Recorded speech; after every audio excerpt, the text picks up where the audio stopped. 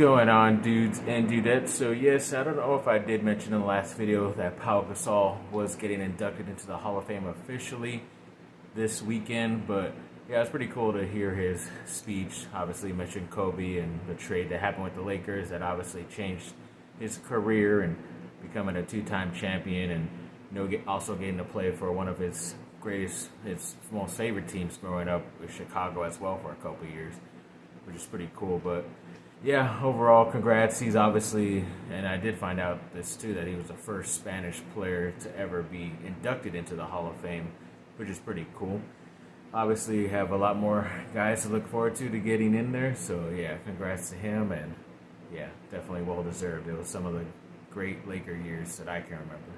The AP poll was recently released. Yes, I believe this is more of the matter-of-fact one that people go by, just because it comes from the Associated Press. I don't know why, until like that later college football playoff final one comes out later in the year. But they did have USC at number 6, which is pretty good.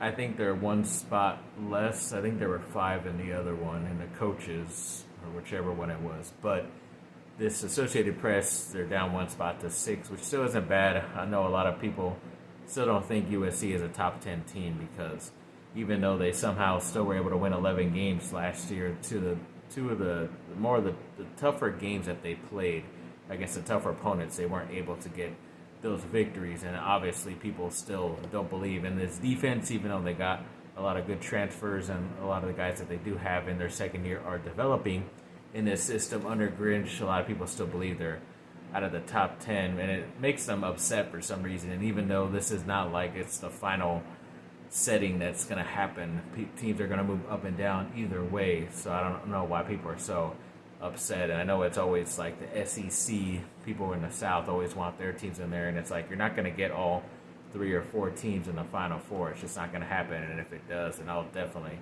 riot and not watch. But yeah, either way, it's still well deserved. Number 6, they obviously have a chance to move up with LSU and Alabama playing each other, Michigan and Ohio State playing each other, and Georgia, Alabama, whoever's in that SEC championship game with them. So they definitely have a chance to make the Final Four, in my opinion, as long as they get through that grueling second half of their schedule.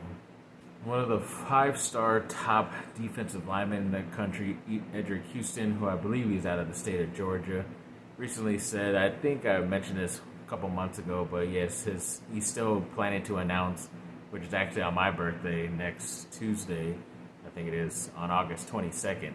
So it could be either a great day or a really bad day, because USC has been missing out on a lot of these top guys as of late. And this guy, once he did visit USC officially, he said it was like one of the best experiences he's ever had, and obviously loved his defensive line coach as well. So I'm hoping that they're able to steal another guy out of the state of Georgia. But yeah, we'll have to wait and see, even though next week is shaping up to be a pretty good week, other than just my birthday, in my opinion. But maybe I'll mention that a little bit next week, see what I've done and will do. So yeah, definitely looking forward to that. But yeah, hoping Houston does end up on the roster. And then there is another player, Jalen Harvey, the 4-star defensive end out of the state of Maryland, I believe. He did recently release a final top 3. Obviously, USC was part of that top 3, and it does look like he will be committing soon as well. So to get a defensive lineman and a defensive end, 2 of the top guys still left out there, maybe to be able to get another linebacker, 2 of the 4-star later in the year, I think USC's team is definitely shaping up for 2024 really nicely, as I've been saying. But yes, it's kind of coming to fruition if these guys do end up picking USC and officially signing later in the year as well.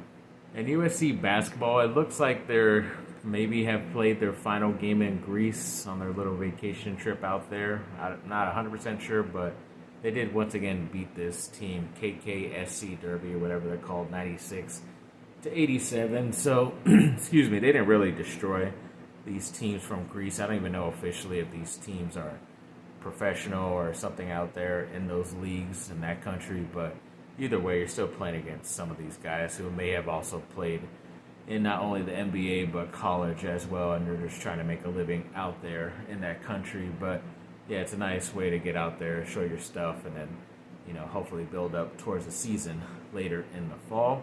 And then speaking of those late guys, maybe that 4-star linebacker that USC could end up getting, and Chris Cole, he did recently set up an official visit to USC within the next couple of months, so that's pretty big because he always had USC in his final 5 or 6, but never officially visited.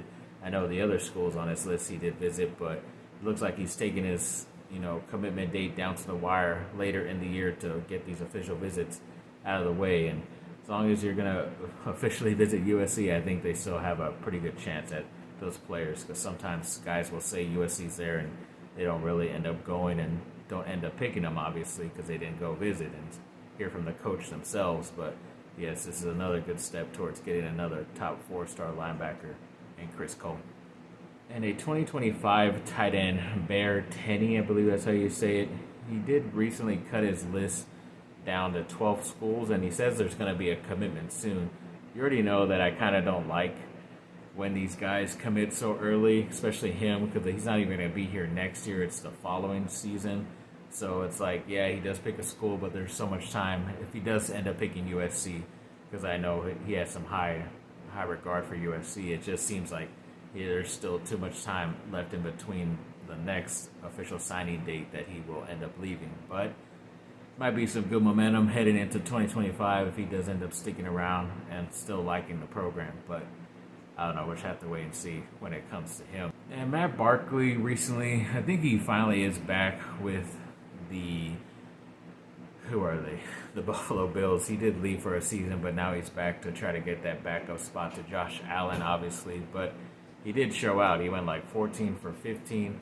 He had 100 and, get this correct, I don't know. I didn't write down the yards. It was over 150 yards, 2 touchdowns in that second half. I heard he even went into that other team's locker room at halftime, said that he was going to be playing and to lace him up, and you guys better watch out because he is going to come for them. And he obviously did. He only messed up one pass through 2 touchdowns, and I think the Bills ended up winning that game. So it's obvious that Barkley still has enough talent to be a backup in the league.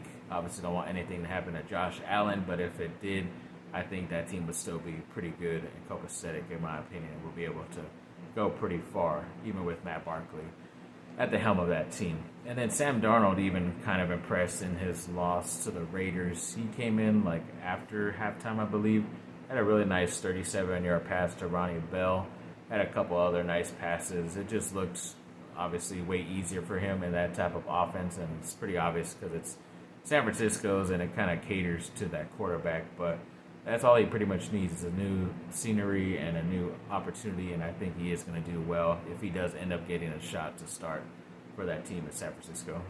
And apparently during that Johnny Manziel documentary, which I still haven't been able to see, but apparently he did say that Reggie Bush does deserve his Heisman, and everybody's pretty much saying, how does even Manziel get to keep his Heisman when all this stuff happening where he got in trouble for using it, getting paid for his autographs and then partying too much, and that's pretty much why he didn't make it in the NFL, because there was one time during, I think, OTAs or the training camp where he wanted to go to the camp and then the next day fly out to Vegas and then come back literally the next day or the next night to try to go into practice again. So he was pretty much off the rails and having too much fun. That's why his career ended. But yeah, it's just another guy, at least another Heisman guy, saying that Bush deserves his Heisman. So hopefully once USC does bring Bush's Heisman out there in that little area that they have all the other Heismans displayed, that they won't give them too much crap or say anything like they're going to,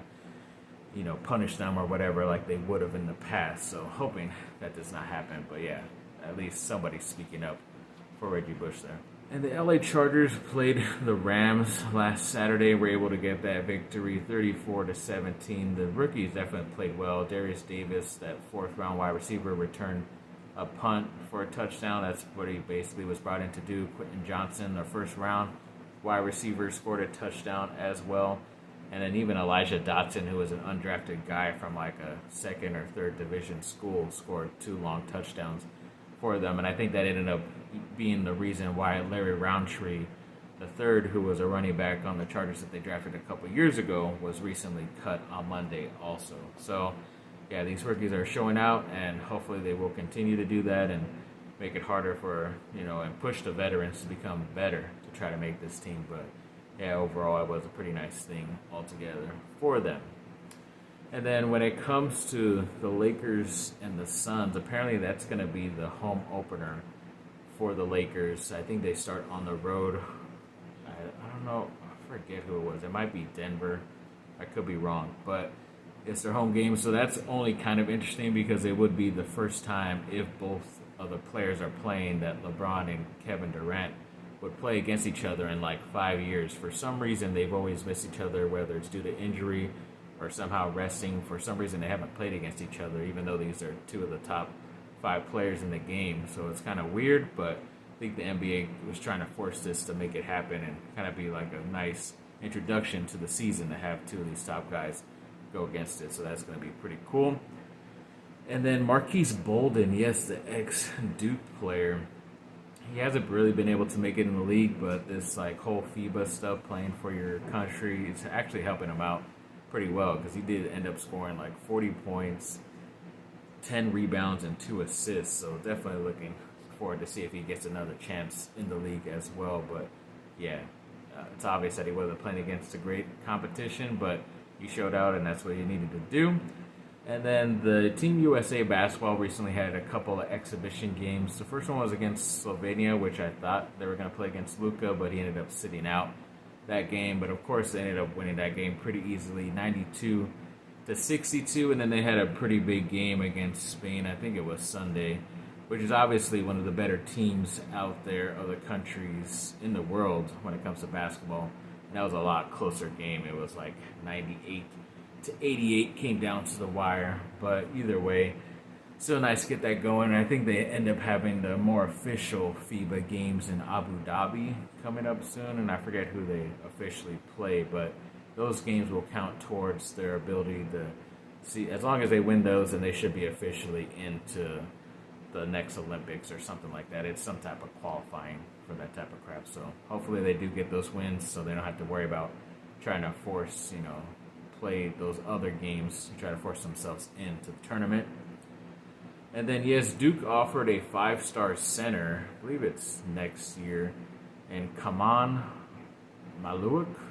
I hope I'm saying that correctly. He's one of the top guys. I think he's like number 8 overall in that class. So definitely looking to see if they get him, because they did lose out to Flory Budinga over the weekend. He went to Kansas, so we'll see. They had some depth at that center position. Then 2024 5-star VJ Edgecombe is setting an official visit for October 21st, which is pretty good because it's like their countdown to craziness. So they do that, the team against each other, and do like a whole big old celebration as the beginning of the season is about to start. So nice to get one of the top players from that class onto the campus to be able to watch that game. And then another 2025 4-star Nate Ament is officially visiting September, I want to get that correct, 16th. So that's good. Be able to get a nice future player into the rotation. I think he's like a shooting guard, small forward. And Edgecombe is actually a 4-star in this 2024 class. So he'll be coming in next season if he does end up choosing Duke. So either way, looking forward to it. And then, yeah, for some reason, they haven't really made the news overall, like on Google or any USC's main website, but there is a guy who kind of covers the team. I don't think he does it officially. He's not like official news person, reporter related, but he does get a lot of good information out there. That's why I like watching his videos. But he did recently say in a video a couple hours ago that Solomon Tuliaupupu, one of the guys that's been on the team for like 4 or 5, I think it's like 5 years, almost 6 years, just because he's always had injuries that cut his season short, was given extra years to be able to play, and this was pretty much his final go-around to be able to do that. And of course, now he's going to be out for the season. I don't think he mentioned the injury because nothing has really been put out officially, and I don't know if he even is going to be able to come back, but there are some guys that have been in college for like 7 or 8 years. They're called doctors. But I think this one guy was pretty injury riddled, even as a football player, a basketball player, and was able to stay in college to be able to try to, get enough game tape and stats to go to the next level. But we'll see. Maybe you just might want to try to get on a roster, be able to get some of that cash, and then try to be able to make it and stay healthy there instead of always getting hurt in college. But either way, he was one of the more talented, even 3-star players at the time out of modern day. I definitely thought he deserved a higher 4-star ranking, but he was one of the top players in that class that I liked and was glad USC got him. It just sucks that always injuries ended up ending his season, his full season. But good luck to him in his near future either way. Best of luck to him. Thoughts and prayers, obviously. Hopefully he recovers really quickly. So thanks for watching, people. Like and subscribe. Comment down below. Let me know what y'all think. Have a great rest of your day. Bye, Fido.